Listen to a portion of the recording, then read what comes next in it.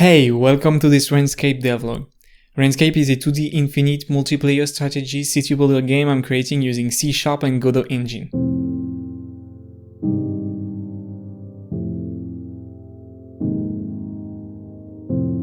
It's been a while since the last devlog, so let me explain very quickly what happened. I took a little bit of time for myself during this summer, then I decided to change the game's server language from C to C#. I did so for mainly two reasons. First, the client is made in Godot using C#. Doing the server in C#2 seems much more logical and will allow me to reuse some code. Moreover, I figured out that C server would have been difficult to maintain as more structures would have been added to the game. This is now done. The C# server is running and I can finally launch the game again. So let's dive into this week of creating my dream game. My first task is to add characters to the game. I was hesitating a bit about this. First, I wanted the game to show only houses, so you wouldn't see any citizen. But I asked your opinion about this on the Discord server. It seems to be an important feature for almost all of you. In fact, I think it will help a lot the player to understand what is going on. And even for me, it will be easier to understand and balance the game. So during this morning, I worked on how I could technically show those people. They are already being simulated on the server, so I simply had to choose the right variables to send to the client. I used a thick Godot icon for the moment. After struggling a bit, I managed to get some interesting results. There are still some teleportations happening, so I'll fix this during this afternoon. This even revealed a bug. When the worker needs to bring resources to the campfire, he doesn't walk to it for some reasons, so I'll fix this one too. I managed to fix the campfire issue quite easily. It took me a little bit of time to figure out the teleportation issue was also due to the server, but I finally fixed it. This confirms what I was saying. Seeing the citizens in action is very helpful for me too. I can discover a lot of bugs and I can fix them quite easily. As I had a little bit time left, I decided to use it to adjust the character height when it is walking around, so now it follows the ground level. Tomorrow I'll prepare the art and animation system. It's now Tuesday noon and I spent the morning working on the farmer, so now he goes to the field correctly and he can harvest the field and get some food back to the house and back to the campfire. Adding the citizens really bring the game to life, and I'm really excited to start working on the art style and the animations. This afternoon I made the art for the citizens during a stream session. If you haven't, follow my Twitch channel, link in the description. First step was creating the sprite sheet with every body part. They're all white so I can modulate the colors within Godot. Then I imported them and assembled this little dude. As planned, I implemented the possibility to change its colors. The clothes color corresponds to the dude's job, and the skin color is being picked randomly among a palette.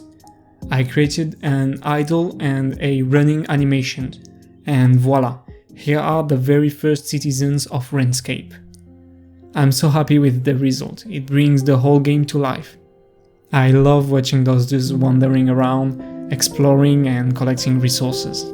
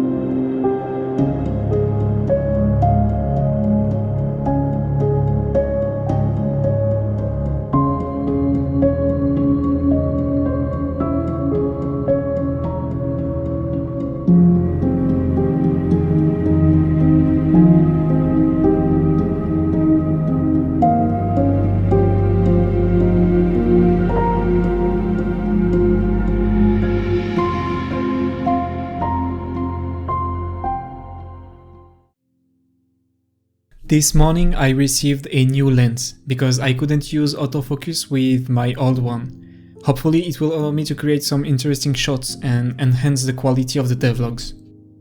Otherwise, I worked on the editing of this devlog, as I don't want to edit the whole video during this weekend. I took some time to go for a walk after eating. It's early afternoon now, and as I detected a few bugs, I'll start with some bug fixing. It's now 9 PM. I've worked a lot on the bug fixing and I'm quite happy with the results. Now I want to launch a late stream. I will try to add some particle effects to the game, so this shouldn't be too long, and I'll try to do it as fast as I can. It's now 11 PM. I just had the time to create the animation for the farmer, and I figured out I need to redo the whole system because I don't want the animation to be played from the farmer but from the field. So I can change the animation depending on the current structure state.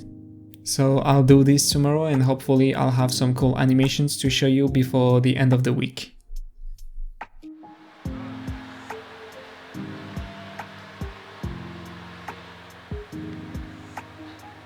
It's now Thursday evening. During this morning I worked on the animation system, the new animation system, so each structure will have its own animations. And I think I came up with something which is quite interesting, so I'll try to put all of this together during a live session this afternoon. I just finished the stream session and let me say it was quite productive. As you can see, I managed to put together different effects. So for example, the farmer is watering or harvesting the field. And when the lumberjack cuts a tree, there is some wood and leaves coming out of it. That's it for today.